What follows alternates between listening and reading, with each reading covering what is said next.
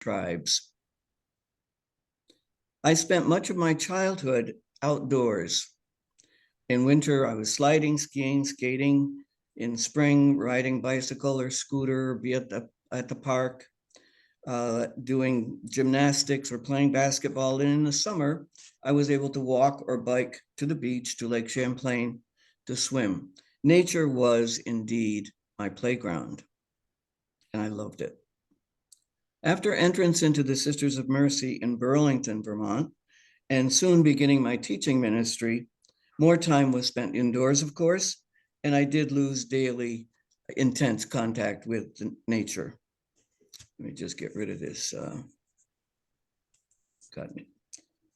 However, even though I have lived in Connecticut for some 30 years now and have developed a relationship with the Farmington and Connecticut rivers and the trees surrounding my home and neighborhood, I've always felt very, very close to Lake Champlain and the Green Mountains. They are my home, even though I don't live there anymore. And I know it every time I go to visit, that is my home. I have to go to the lake, I drive through the mountains. I guess our childhood bioregion remains with us, even though we live in another one. And I hadn't really been that conscious of that before, that's what it is. Or, as we know, you can take the girl out of the bioregion, but you can't take the bioregion out of the girl. In the late 1980s, I began to realize what was happening to the planet and to feel my responsibility to not just enjoy, but to care for nature. Nature had been caring for me and providing for me in many ways for many years, and I finally felt the need to begin protecting her, to treat nature as partner, friend, and playmate. It was a Time magazine cover featuring planet Earth, wrapped in plastic and tied with strings and ropes, that kind of evoked my first stirring of a new consciousness, a new spirituality, a realization of what we humans were doing to Earth. And so I began to read the new story, the new cosmology, all the threats to the planet. I started reading, I'm sure, all of the same authors that you studied, from Teilhard to Iliad, and everybody in between. And I had wonderful opportunities to work with Miriam McGillis and Chris Laughlin, as well as with Bill McKibben in Vermont and Mary Evelyn Tucker and John Krim. Many of these people certainly inspired and influenced me on my eco-spiritual journey.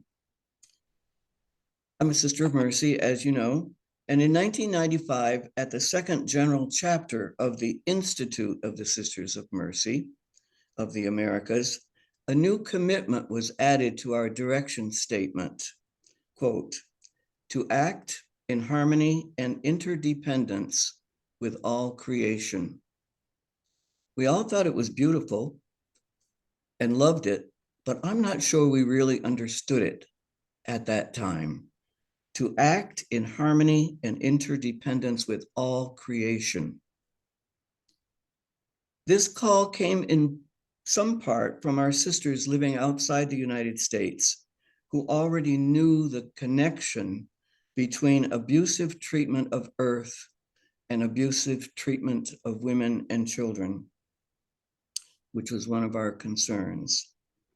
Mercy sisters, associates, and colleagues began to meet to explore together the new cosmology and to promote action on behalf of Earth.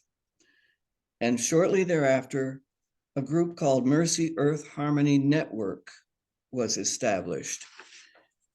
And their goal was to foster a spirituality which deepens our consciousness of the sacred universe story and our connectedness with all creation, to proclaim harmony and interdependence with all creation in our personal lives and ministries, and to collaborate nationally and internationally with existing groups who are pursuing right relationships with all creation. And that was really the launching of a lot of work that we did. In the early 2000s, as we began to restructure here in New England and bring together into what we call Mercy Northeast, all of the independent Mercy communities, the leadership group offered a grant to anyone who wanted to propose a Northeast ministry. It was kind of a community building effort. So a group of us who were already somewhat involved in Earth studies and so on, and represented actually each of the former communities, wrote a proposal for the formation of an ecology project, which is now Mercy Ecology Incorporated. We began with 2 sites, New Dawn Earth Center in Cumberland, Rhode Island, which offered specifically wonderful programs for inner city children who were bused out to Cumberland for this. Children who didn't know where a carrot came from and didn't know how a tree grew or what was in the pond that came up every spring. And then we also at that same time hired an eco-spiritual or an environmentalist who was hired to educate staff and neighbors on the ecology of place. We have a wonderful spread of land at Mercy Center for those who have been there before. It has forest, wetland, open field, and shoreline contiguous. And we had great help from this environmentalist to learn all of the community that lives in that ecosystem. In 2009, we offered a retreat called To Act in Harmony. Got the thread there that keeps coming through. And this was, there were about 100 of us from across the United States that met at St. Joseph College in Maine for a week-long immersion into the news story with Miriam McGillis and Chris Laughlin. And it was at the end of this inspiring week that Miriam said to us, now, if you want to go deeper, as though we hadn't gone deep enough with her, if you want to go deeper into this work, you need to attend an Awakening the Dreamer, Changing the Dream symposium. I don't know how many of you, maybe all of you, are familiar with Awakening the Dreamer, Changing the Dream, the program which the Patrimonial Alliance put together. Some of us immediately went to that. We were on fire from the week of retreat. And it was interesting because there were some out on the West Coast, some in the middle of the country, and some of us in New England who went immediately to a symposium. Now, the purpose of the symposium, for those of you who may not remember it or know, is, quote, to bring forth an environmentally sustainable, spiritually fulfilling, socially just human presence on the planet. It's based on 4 questions done with a lot of video presentations. The first one being, if our goal is to bring forth this presence, this human presence on the planet, where are we now? How are we doing as far as that goes? That was the first question. The second one was, how did we get here? Because it was pretty clear that we weren't there at that point. And we look at in this program unexamined assumptions. What, is our worldview that got us into this mess? And especially that one that we worked on particularly was we are separate from one another, separate from nature, separate from God. And then what's possible? So there has to be an upside to this.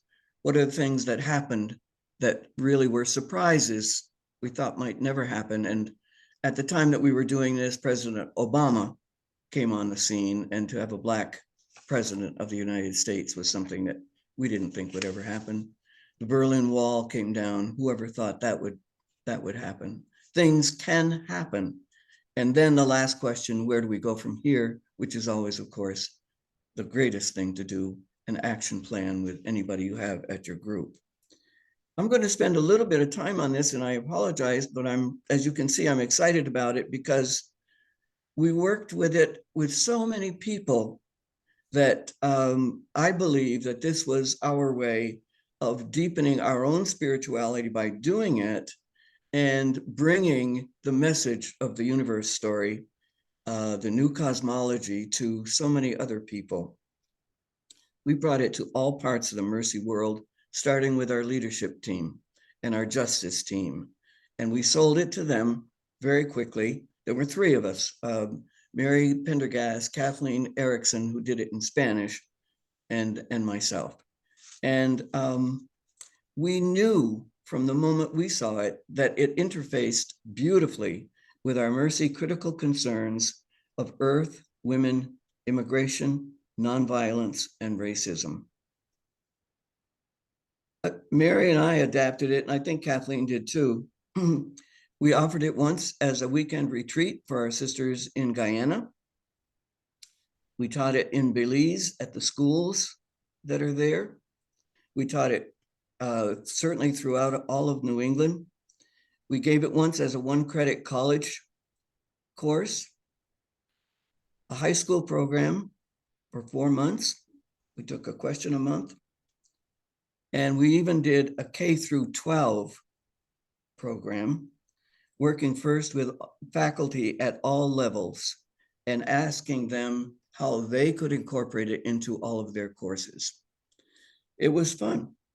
We trained several people in different areas, including in different countries, to facilitate the symposium because we were running out of energy. Awakening the Dreamer has had a profound effect on the Mercy community's learning, deepening of the new story and new cosmology. It's in our ministries, our investments, our lifestyles, and I don't know if there's any other way, but our prayer certainly, and our theology. During the same time, these 10 years of really, really amazing stuff happening, a 40-acre Mercy property in Vermont, which had been developed into a retreat center, became available. And again, it was offered by their leadership team. Anybody got any ideas what we should do with this?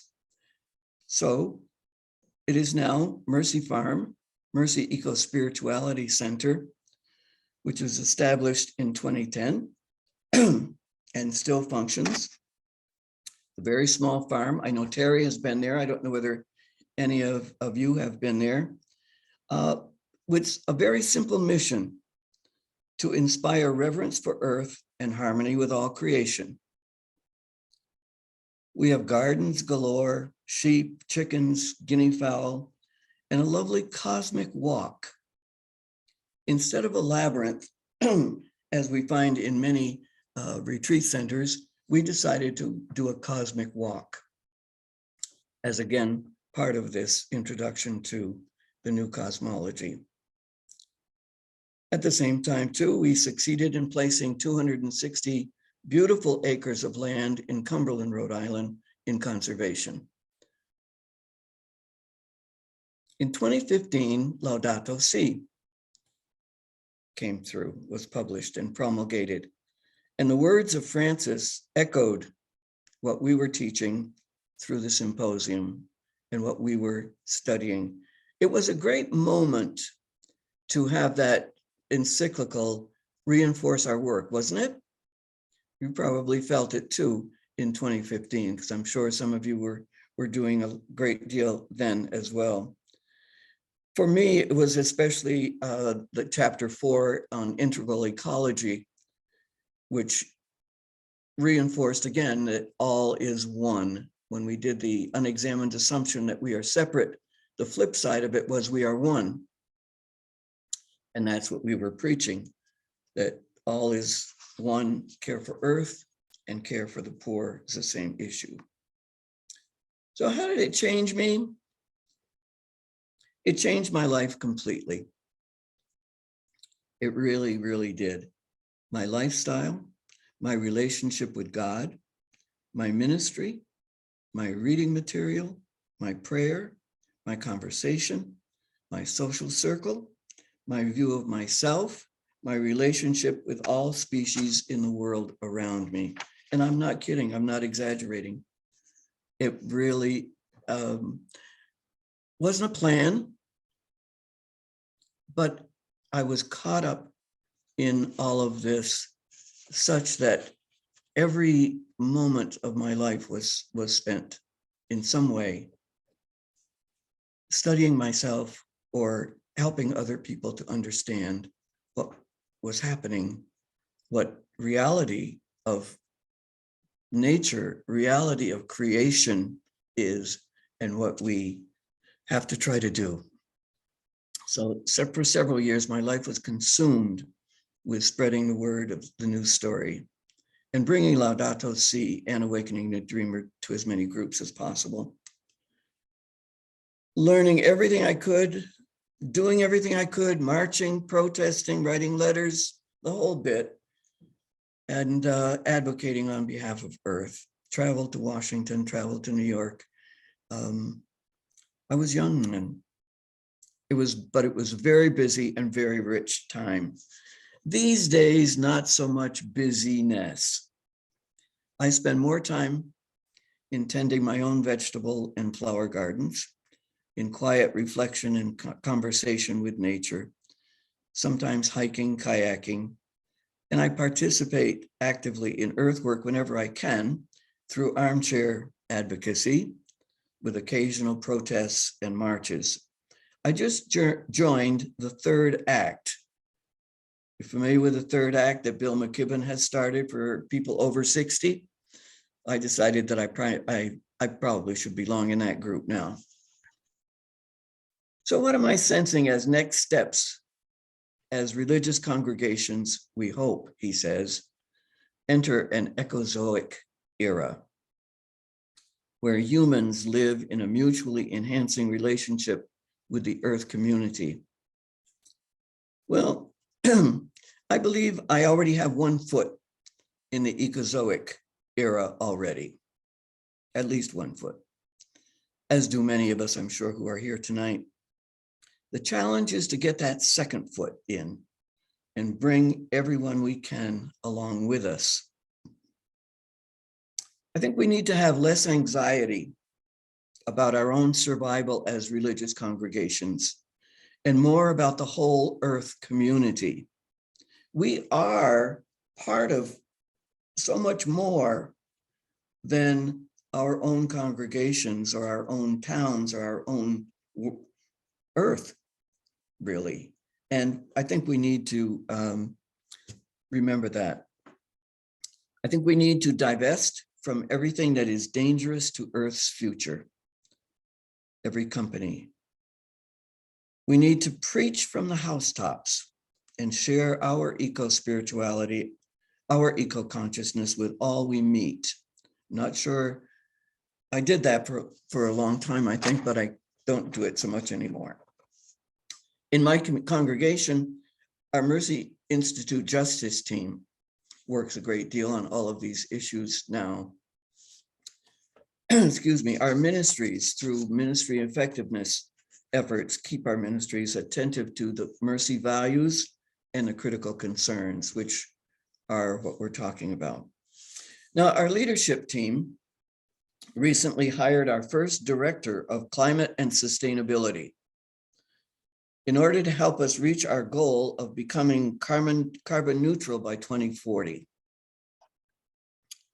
And this person is working closely with our justice team members and has begun to publish weekly Mercy tips to care for Earth, advising us to get electric cars and so forth.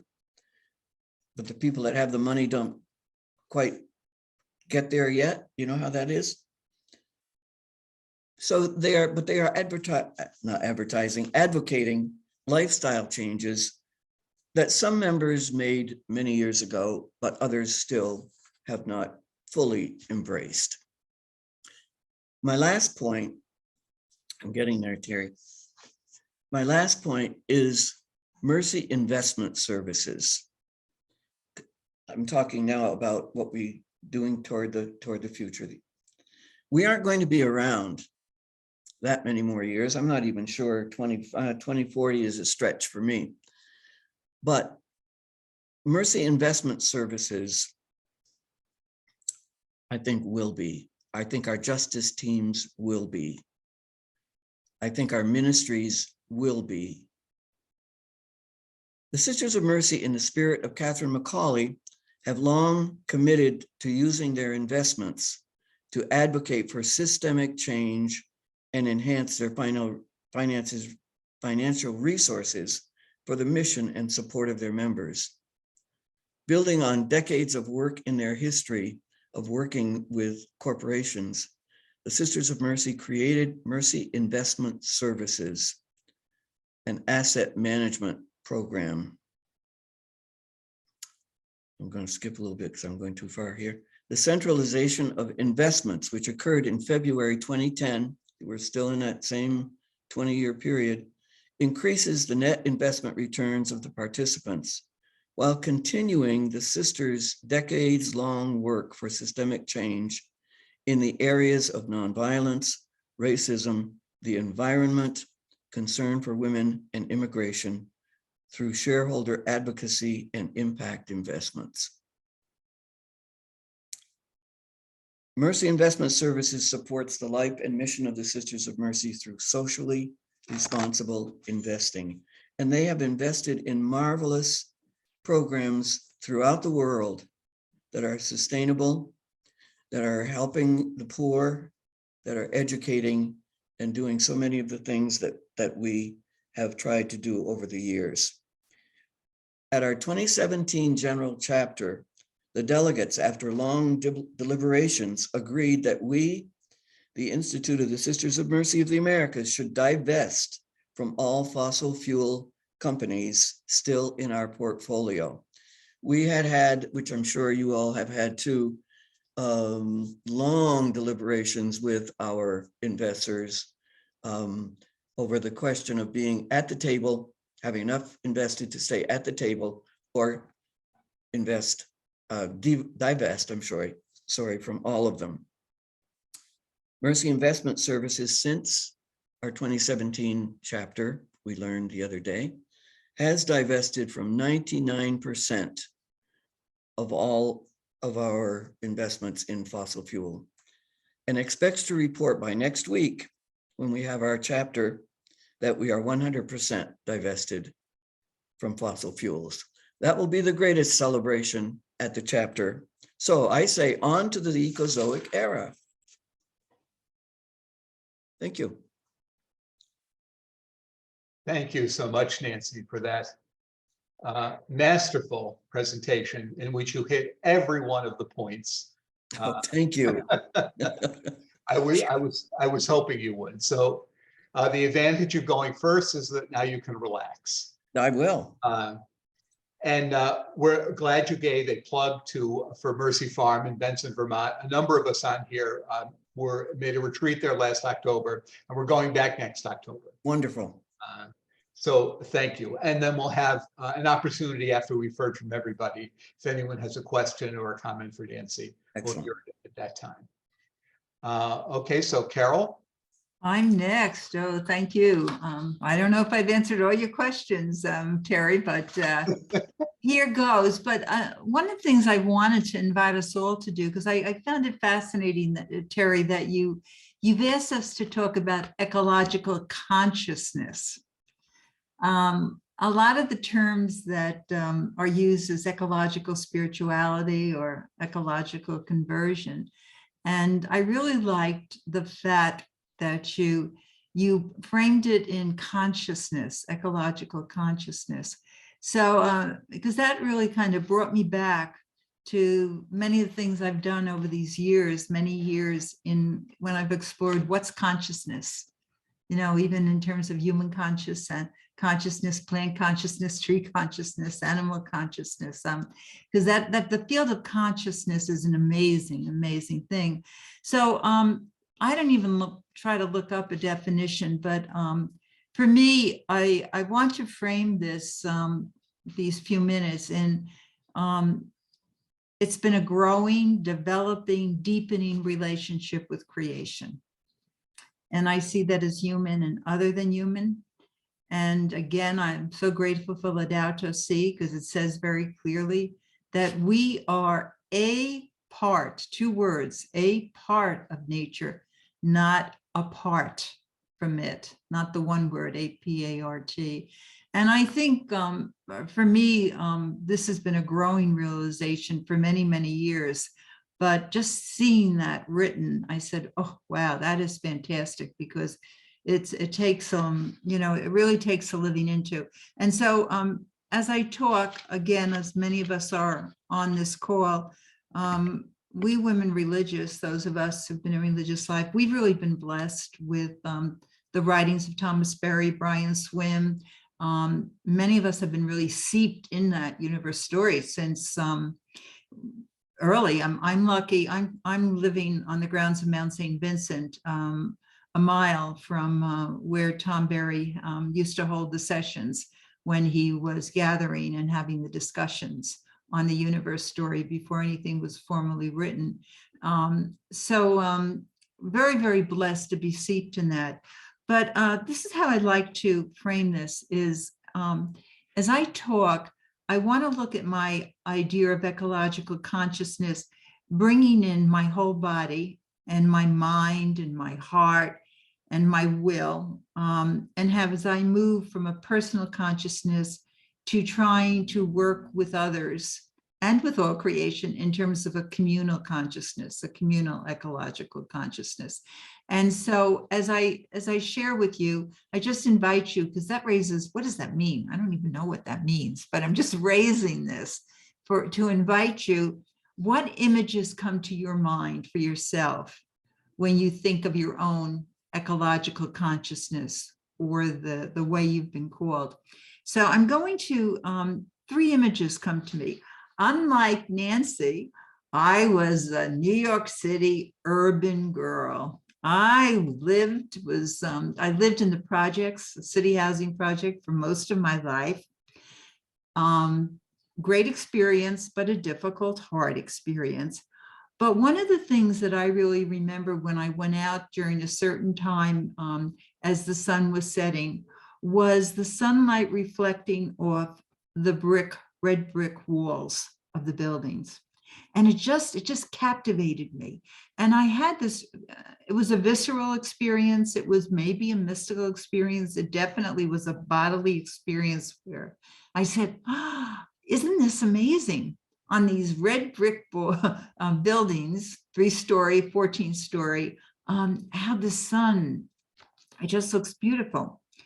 And then this other image that I had, which was not so nice, was in those days, because I grew up in the 1950s, the truck coming, especially many times when we were outside, spraying the DDT for the little grass that we had in the projects. We had very, very little grass. And this was when city housing projects were kind of new too. So we didn't have any big trees. We had these little sapling trees. And I used to remember saying, oh my gosh, how do I get away from this and all that? But especially as I got to know what DDT was doing to the eagles here and their eggshells, I said, oh gosh.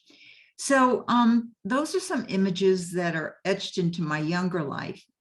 But for many years, I have lived alongside the Hudson River or one of the waterways, on Staten Island, where I could see the water coming into where the Statue of Liberty was. I really had the gift of getting to know the Hudson River as a friend,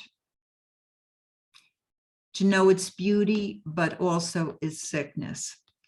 Since the 1980s, I was involved with the advocating with ROAR, religious organizations along the river. I'll mention that a little bit as I go along. But that's when we were joining with many of our environmental friends and colleagues and groups to call General Electric to task because of the PCBs in the Hudson River. And by the way, that is still a problem today. And I won't go into that here, but the toxins, the microplastics, the waste being poured into the river and how it affected the community's life in it. And then more recently, for about 2 years, John Lipscomb from Riverkeeper, who's a friend of my friend and also a friend of ROAR, religious organizations along the river. He has really called us to the Hudson River as a living being. So the image, then again, I want to raise up is the Hudson River as a living being. And with that, the waterways, the air, the land, and this whole rights of nature movement that I've been called to, that I'm getting more and more involved in, and how that is helping me to see myself as more and more as a part of an ecosystem. It's one thing to read about it and to listen to a podcast and to see videos, but when you are immersed in the river itself, and you have a John Lipscomb who on one of his trips, when I was out on the river with him, and he said to me, he says, I really don't have a place that I go to worship. The Hudson River is my altar, the altar on which I worship. And just the way he talked about the communities of life living under it, the communities of life living along it, and just how it was such a living being, somehow that has seeped into my very being. So I say this because what images come to you that have really touched you and bring you into that sense of a growing ecological consciousness. So I might be talking a little bit, not that concrete, but I thought I'd share with you 2 stories. I had the privilege of living and working in East Harlem. I lived in East Harlem for 18 years, but my call to East Harlem, because I, who's a city girl, by the way, always wanted to be out in the country and out in nature. So when I began working in East Harlem, I was not living down in East Harlem. And I was living in kind of a neighborhood which was not really quiet, but it was definitely not like East Harlem. But I started working with the people of East Harlem, and the people of East Harlem called me. And with that, I was asked to develop a program in East Harlem, and it eventually became a teen parenting program. And it was a very significant part of my life, because that mystery of the body of Christ.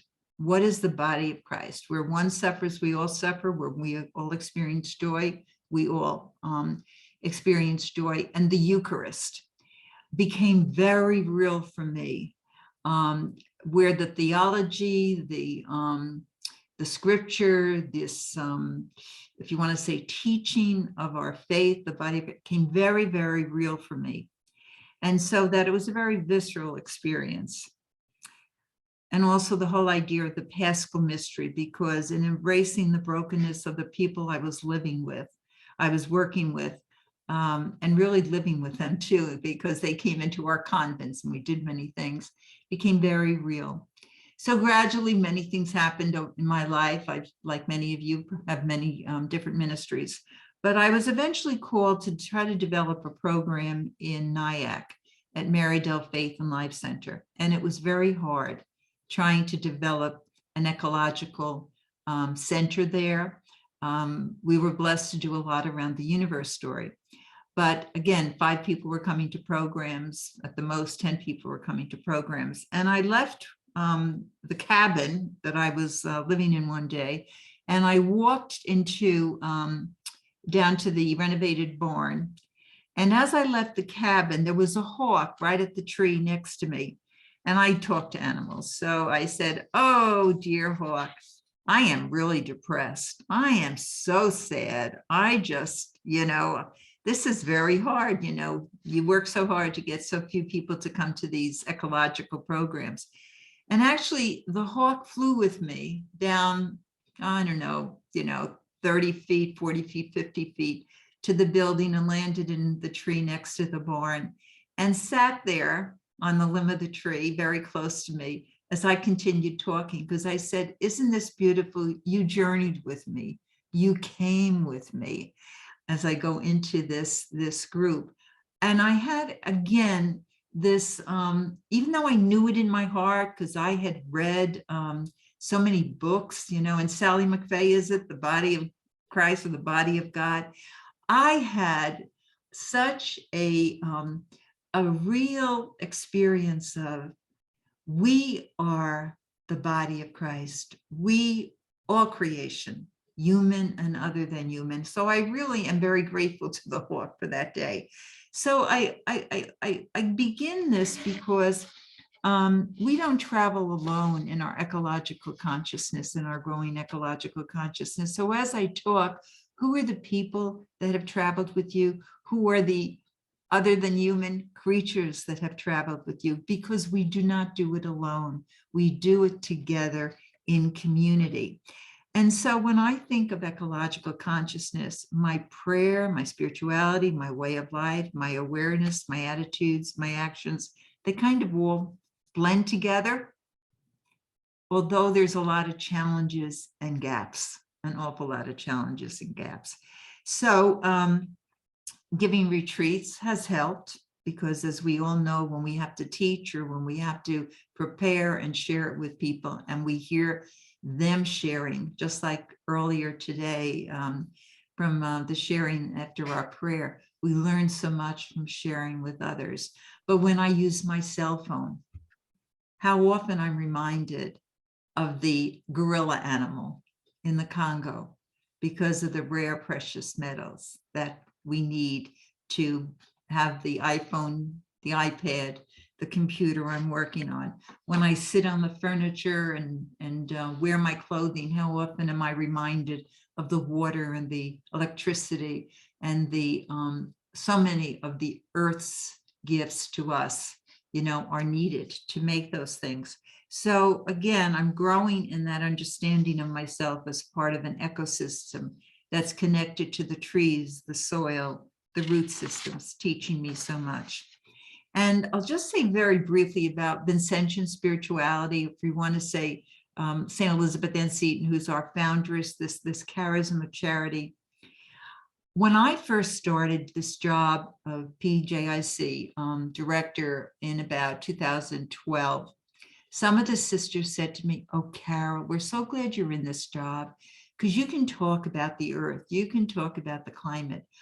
I'm more comfortable talking about people and the cry of the poor." All right, we weren't quite using those terms yet. Laudato Si hadn't come out.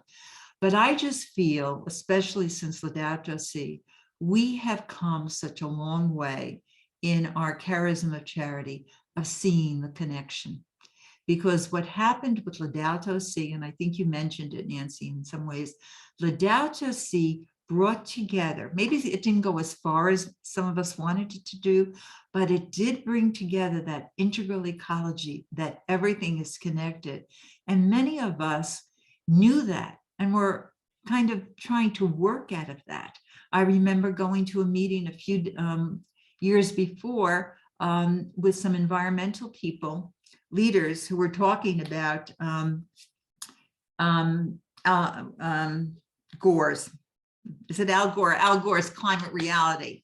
And everyone there saying, we got to get everyone to do this workshop. And I said, we have to meet people where they're at. And it was only the few religious that were there that kind of got my point. I said, we have to meet people where they're at. So yes, if people are really into the environment, let's do that. But if you have someone who is into migrant, people who are migrants, people who are into trafficking, how do we help them see how that's connected to the climate? And so when Laudato Si came out, we were so happy because we had already said we need to make that connection. And so I am really grateful for the way my congregation has grown. I think certainly the Sisters of Charity Federation. And thanks to Terry, we have the Charity Earth Network and the Charity Earth Network newsletter, which helps put a focus on our charism of charity regarding the environment. But let me just say a few things about our congregation. I can talk about the past. I can talk about the Earth Charter, our involvement in that. I can talk about in the 80s when we were developing a land use policy and statement. And we were also doing that in conjunction with ROAR, which was a whole group of religious congregations along the Hudson River. So that even as ROAR way back, maybe it's, trying to think now whether it was before 2012, we developed a resource book on land use for ROAR, and we did an awful lot on educating our congregations, and then it went out to others on land use policies. But what we did with ROAR is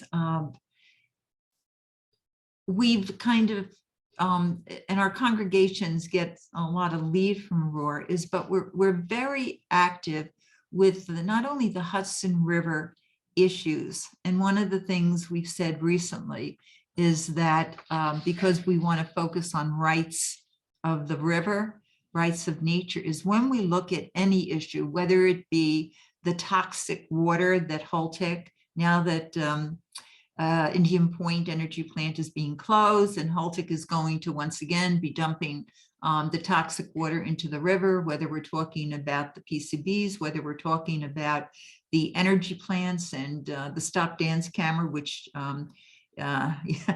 you think you end something and then it stopped for a while and then it kind of gets a new birth because of corporations.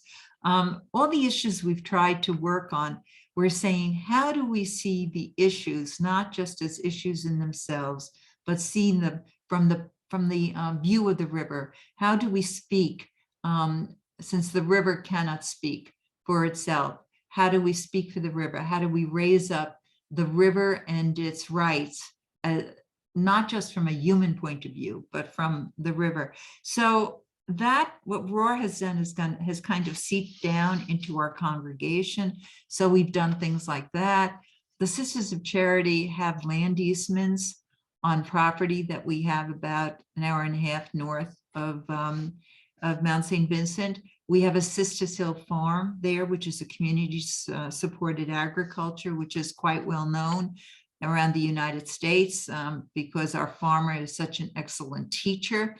And people, he always has a long waiting list for the interns that come and stay. We have an easement, not on that property, but on other property up there. We have an easement here at the on the grounds, which we share with the College of Mount St. Vincent, so that if we are no longer in existence, the property cannot be used for development purposes, you know, and we have certain ways in which it can be used. We've really have committed to engagement in the Laudato Si Action platform. And I mentioned that because I think that's what Pope Francis is calling us to in that, that 7-year platform, which will be more ongoing. It's really an ecological consciousness growing. He said, how do we move from the personal to the communal to the global consciousness that's needed to raise up this transformation? So I won't go too much into our Laudato Si Action platform, but actually it has developed because of what we were already doing regarding our Creation Transformative Energy Committee, our Global Poverty Committee, our Voting Anti-Racism Committee, our divestments, and a lot of other things that are happening. So it's not that we said we would do anything new. It said we have to do it a little bit better, a little bit more. If I look out the window here, we've had our solar panels over our parking lot for about 7 years now. So again, little by little, we're trying to raise our consciousness, both personal and communal, and hopefully it's going to, it will keep on growing. I think I want to just mention here some of the challenges. I would like to see for the LCWR's movement in transformative justice. I want to see how that's going to help grow our ecological consciousness, because I think that's going to be a piece of it. How can I be a midwife to being a Catholic and really entering into what it means to be part of this ongoing developmental universe? We don't have enough time to do that, but that is a real challenge. I do have a cosmological spirituality group, and they raise that a lot. All right, what does it mean to be a Catholic and still really enter into this mutually enhancing Earth-human relationship? I have, and for maybe if there's some questions, I kind of outlined some of the things, because for me, growing in this, I ask the question, who and what fills me with awe, what inspires me, and what saddens me? I have to be in touch with what saddens me as I grow into this, because there's a lot of pain. If we really enter into ecological consciousness, there's an awful lot of pain. So how do we come together? So those are some questions I have. And while I try to raise awareness, educate, and I don't have enough time to talk about all the advocacy, I am so aware of the gap, my own personal gap. And living in the small community that I live in, sometimes I'm never home enough to raise a discussion like, maybe we can't order from Costco's big plastic laundry detergent, because that requires a conversation, and I want to do it in the right setting, but like, I'm not even home for dinner tonight, you know, and so much happens. So how do we respect each other's individual growth while we try to do this as a communal growth? So let me kind of stop there, because we want time for sharing. Thank you. Thank you so much, Carol, for that very beautiful also and comprehensive presentation. And thank you for listening to the hawk and listening to the river. And so we will turn now to our youngest green sister, Mindy McDonald. I ain't that young anymore, Chair. Medicare, here we are. Okay, well, I think, ooh, I just looked up and saw the moon. Hi. I think that, all right, let me talk just a little about childhood. I mean, I grew up in the country, upstate New York, and all the tree climbing and, you know, wandering around the woods and creeks and meadows. Wonderful stuff. It was not until novitiate, when I had a very gifted spiritual director, did I plumb those experiences and realize that that was prayer. That was sacred. Sure didn't know that as a kid. But I think I feel very grateful that we kind of take spiritual direction for granted, and maybe we should not. I mean, it's an important thing. That's all. Changes in me, probably along with everybody else here, going from, you know, the old man, the old white man, to feminine imagery, to non-human imagery. You know, the prayer life just expanded on and on, opening up. I feel like these days I'm more comfortable with God images that are more like air or wind or rain or water, things like that.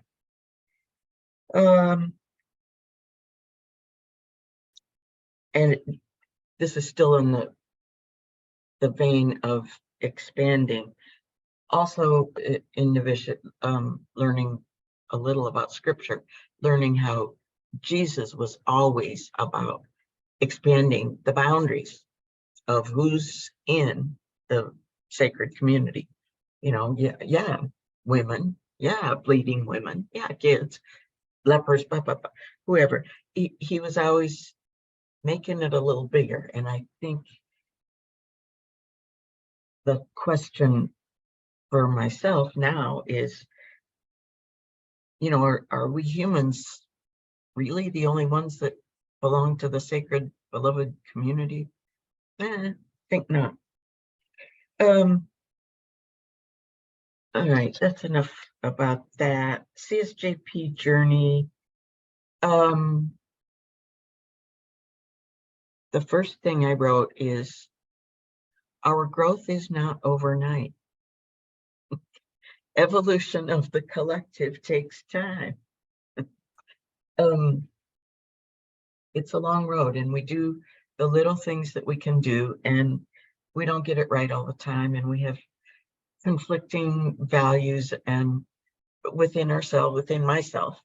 I want to see my sisters in the UK. I don't want to fly. All that kind of stuff. And we just don't always get it right. And so I guess I've learned to be a little more patient. Maybe a little more. I have to say that as a congregation, my complaint used to be that we would take whatever prayer we were doing and kind of tack on and all creation to the end of it and say we're doing earth prayer. We don't do that anymore. I feel like it's more natural, and that if somebody does a prayer and the natural world is not included, there are a whole bunch of voices who get who object. Not just one or two anymore. So I mean, that's growth. That's good. Our documents over the years probably look like everybody else's, the similar kind of growth. And Terry, you've been part of articulating many of those. Also, y'all, I just want to let you know, Terry has done some fabulous research on our founder and pulling together her concern for women with concern for land, and just presenting it in ways that we never put it together quite like that. So thank you, my brother. A couple of little examples of our trying to do green things. On a couple of properties, we've tried to introduce native species. Yay. We did a renovation here at the Mother House. Tried to let them architects know that we wanted to do green things. I think we got greenwashed a little bit. We're not always so savvy. Stella Maris, where we had these wonderful, grasses, and we did a lot of work on that land. When we sold Stella Maris, we really tried to preserve it. That didn't happen. And that's a heavy heart for me, but we did try. We have gotten to the point where at both mother houses, we do have meatless Mondays. Yay! We'll take the progress where it is. This is good. After our land ethic, we did gather from all of our ministries in New Jersey a representative, whoever wants to be about greening their ministry. And we meet quarterly now, and Terry started us off with that, with just some prayer and some basic words about putting together the sisters, our charism, and our ministries, and how it all fits together. But that group has really become a group, and we look to each other for support and education, and that's been a real plus. My favorite is our very water spirit, started by my pal Suzanne Golas back in 1998, which and now with Blair Nelson, who's the new executive director, new-ish, and she has a terrific staff, and they're carrying on the mission of ecology and spirituality through the lens of water. And this is a plug here, a very shameless word from our sponsor, kind of. Water Spirit's 25th anniversary, our gala. The honorees for the Suzanne Golas Spirit of Water Award are, drumroll, Mary Evelyn Tucker and John Grimm. And they will be at Rumson on June 10th. The gala is between 2 and 5. So mark your calendars, check the Water Spirit website. I can't say enough good stuff about Water Spirit. They're just going great. I think what I'd like to say about the Laudato Si Action platform is that really has helped us, because we have all these different groups focusing on different aspects. It gets a lot more members involved, talking, thinking, throwing ideas around. So that when we have a congregational conversation about anything, formation, everybody's coming at it with these conversations in their head, that whether they're coming from sustainable lifestyle or coming from economics or education or spiritual, whatever, it feels like it's much richer and deeper, and I feel like across the board that's been a really good growth factor for us, just because so many of us are involved in different ways. And I think what I would like to spend time on is the next steps. And a couple of different areas. One, next steps for religious life. The actions, I think we're already talking about. Anything that we know we need to make shifts in our purchasing or energy use or travel, whatever. I think the more we can make that happen collectively, the better. But we all know this. I think another important place is land. And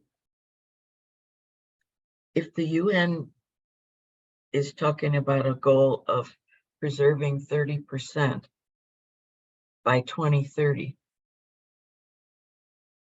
religious organizations own a lot of land.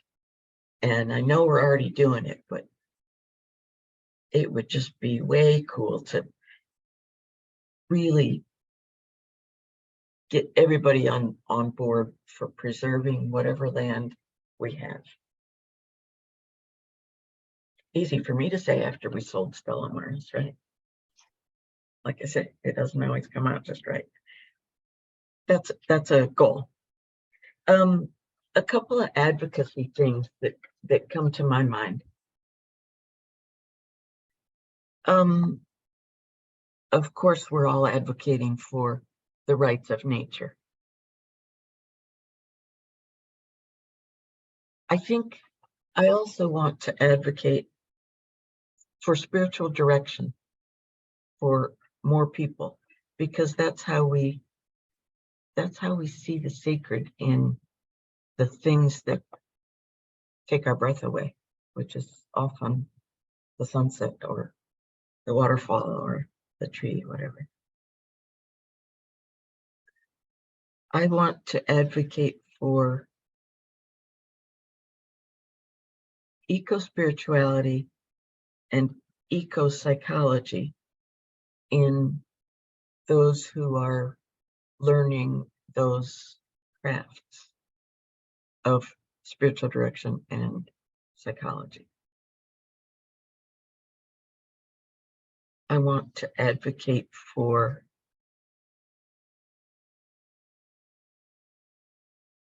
climate and eco anxiety or grief support groups. Again, Water Spirit offers them. When I first heard that phrase, I kind of thought, what are we feeling sorry for ourselves about now?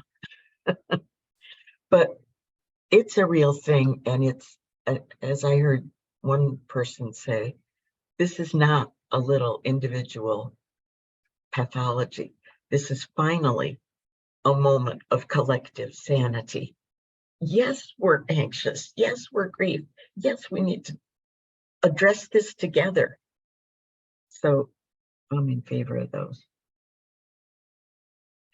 And I think as I realize what a privilege it is for me to be in a generation where, you know, climbing the hills, following the creek up to the top of the hill,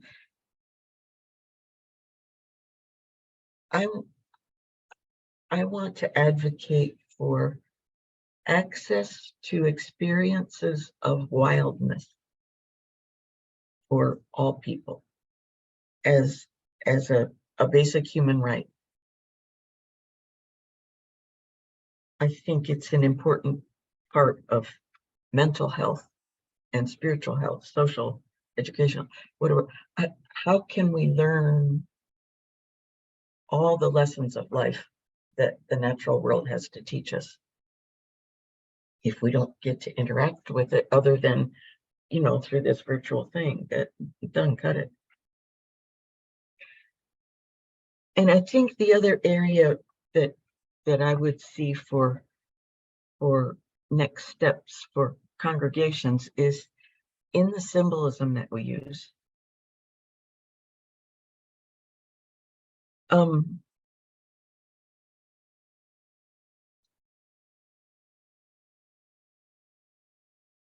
I think probably almost all religious traditions use elements of the natural world in their rituals.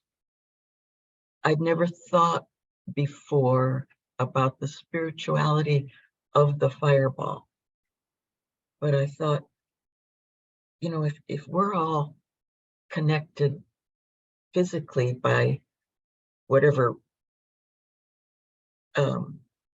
pieces spewed out, we're also connected spiritually by the spirituality of the fireball. So that what we do as Catholics is we use the same elements that other religions do. And can we articulate that connection more when we use them? Can we remind ourselves of the universality of these elements, like we talk about fire, and how the fire that we strike a match connects also with forest fires and with desert heat and with lava and with our sun and all the other stars and the primordial star, all of that. If it's water, when we bless ourselves with water, that water is part of the same water cycle of the whole planet. it's the same water as the Ganges.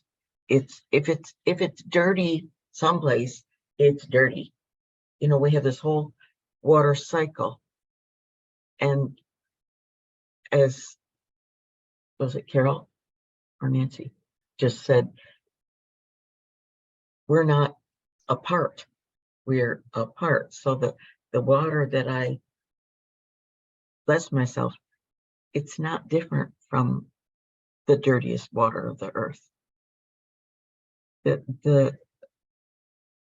One of my takeaways from the UN Water Conference was that water connects us across time and space. In other words, the water cycle connects every human alive with every other human and non-human being who has ever lived on the planet. That is astounding to me. And it's these sacramental elements that really have the potential to unite all of us, humans and non-humans, even across our many divisions. When we talk about ashes, and I remember asking a woman pastor I went to once if she would please say, "Remember, woman, that you are earth, and unto earth you shall return," which she did. But the ashes connects to earth, to topsoil, that we lose the runoff, and to the topsoil that takes millennia to regenerate.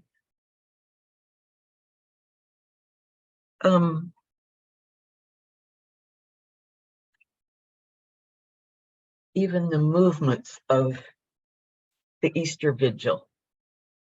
How many eons have humans been gathering around the fire to tell the stories of how we came to be a people? We do that.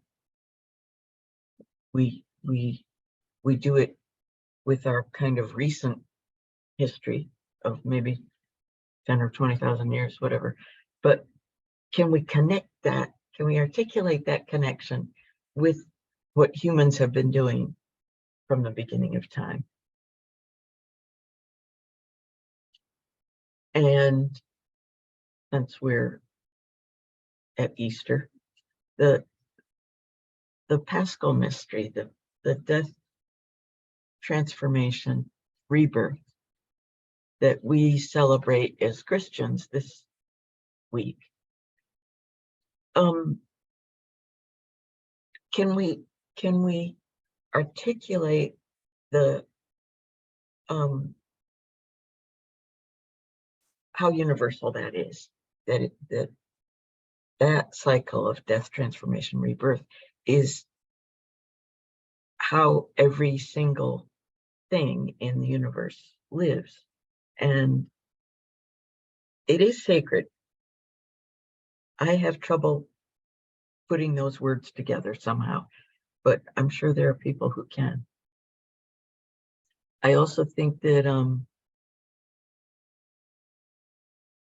when we die, that's a time that we look to God, and isn't that cycle a comfort for us? And can we bring in again how it's the same for everything that exists, which also makes me question, how can we as congregations look more closely at the funeral industry and our in it? What else?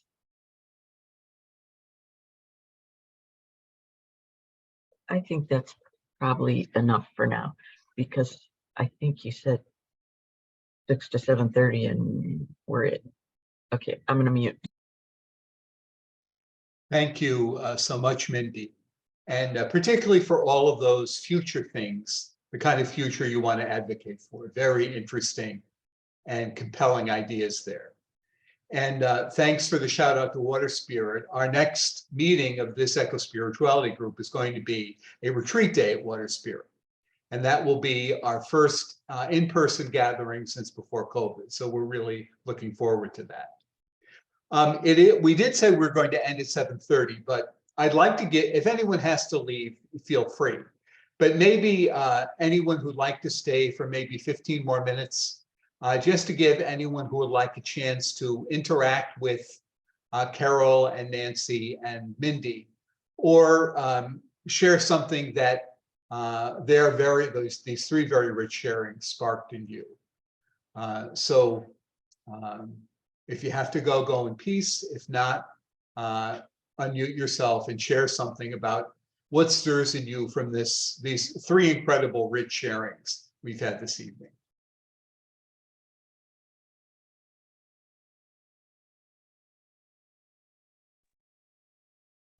And I'd like to just say, first of all, thank you to the three of you for really taking the time to do that and putting so much of your heart and spirit into that, and your love of creation. But I really did appreciate, really from the three of you, how you articulated step by step by step by step to getting to where you are today. And I think it does take baby steps. I think we all want to go real fast and get there fast and take care of Mother Earth because we want it for, the children and then the children's children and the future of our planet. Hopefully it does have a future.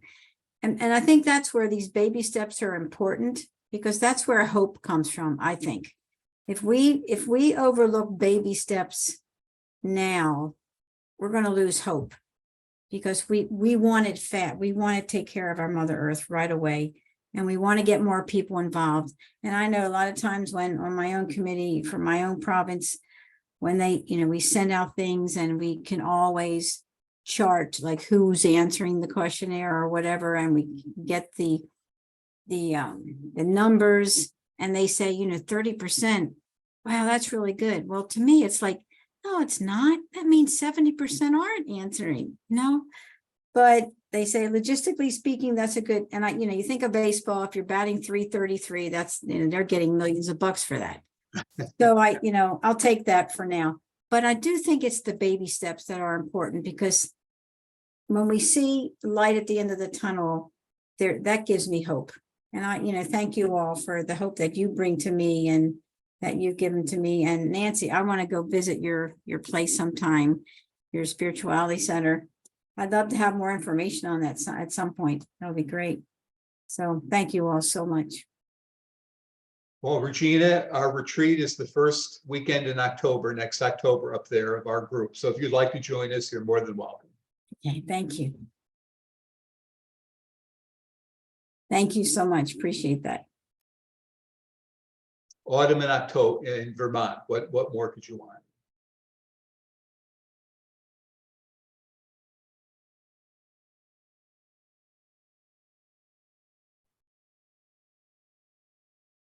I just, I didn't, I really enjoyed listening to the spirituality that you brought to saving the earth and all your congregations.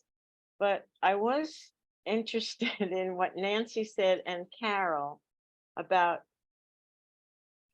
well, with the Mercy Sisters, it was Mercy Investments. And Carol, you talked about disinvesting, if I'm saying it right, from corporations that you have stocks in for fossil fuels and all that stuff. And I think that, corporations have really polluted so much. And I find this kind of thing, my dad used to say, look at those religious communities and those monks, they've got the most beautiful property in the country. He would always say that. And I thought, how did you all get that property? And I keep thinking, like, well, I don't know, maybe I'm wrong, but I think you got it from rich people that possibly donated to you. And where did they get their money? I don't know, maybe from corporations, and that bothers me because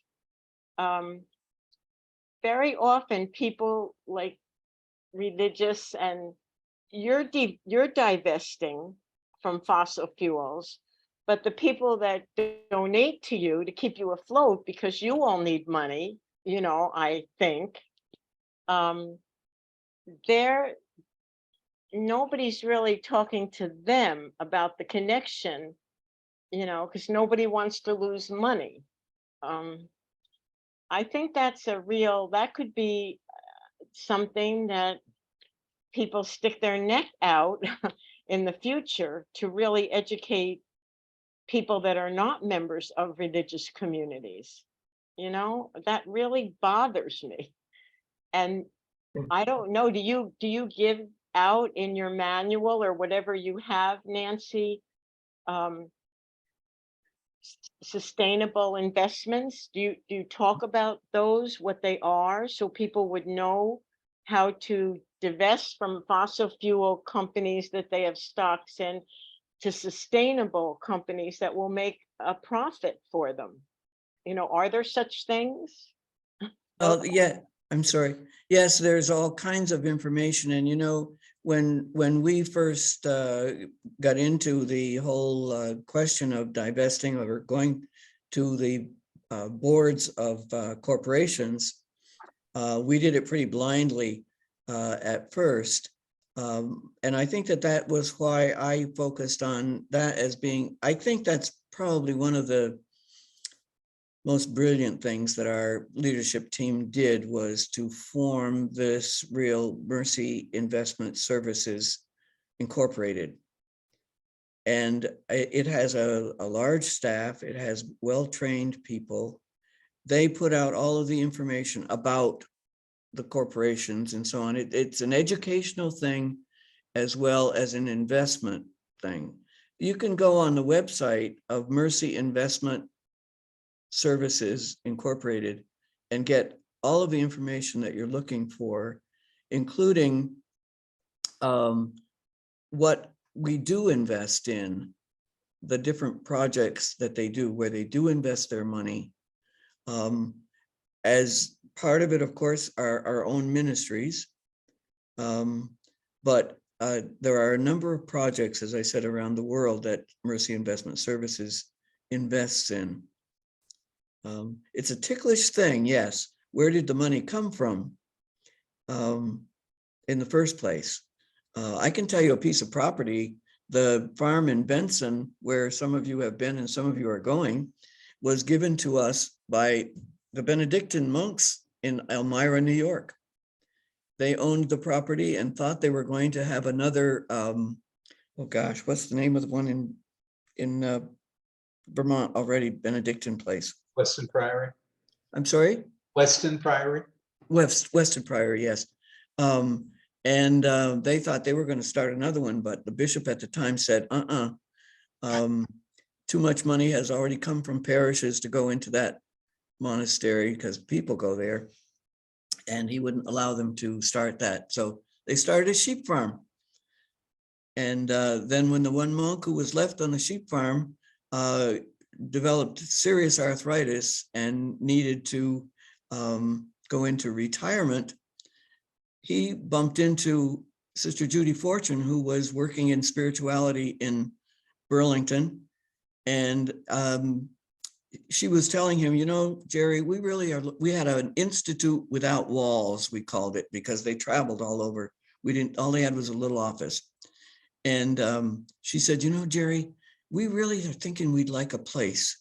And he said, Judy, I've got one. And he went and talked to his abbot, and our superior went to meet with the abbot. The abbot said, I could sell it to you for, I don't know what he gave, $500,000 or something, or I could give it to you. She said, I'll take it. That's how we got that property.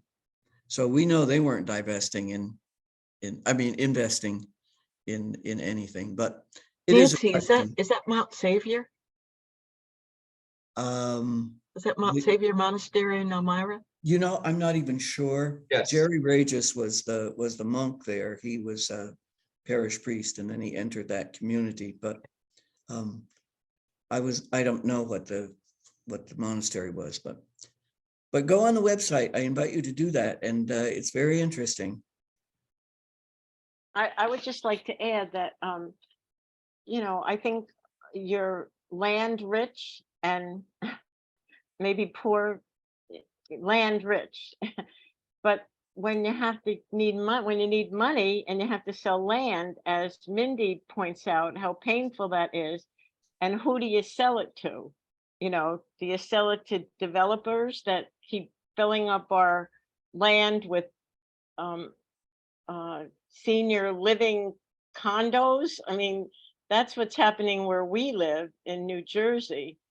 So, you know, if we're stewards of the land, all they do is clear land, clear everything down to build up more little houses. You know, it's and I think we're all responsible for that. And no matter how you protest in towns and everything, money talks. You know, everybody needs money. You need money to keep the sisters in your communities afloat till you have no more sisters, you know, and you need money for mission. You want to continue your missions. And it's a real problem, I think. And that, yeah, I'd like to see the general public educated more about your thoughts, what you're thinking. You know. Thank you. That's all. Okay, we're coming up to 7:45, so I said we just keep you 15 more minutes. So thanks to everyone, and thanks especially to Nancy, Carol, and Mindy for their very beautiful and rich and thought-provoking and heart-moving presentations. Give them a virtual applause, and thank you all for joining us, and have a blessed Holy Week and a blessed Easter. Okay, good night. Thank you for having us. This has been very nice and good to, I wish I could hear more from all of you. You've heard from us, but another time. Another time. Yeah. Good night, everybody. Blessings, Thank you. everybody. God bless.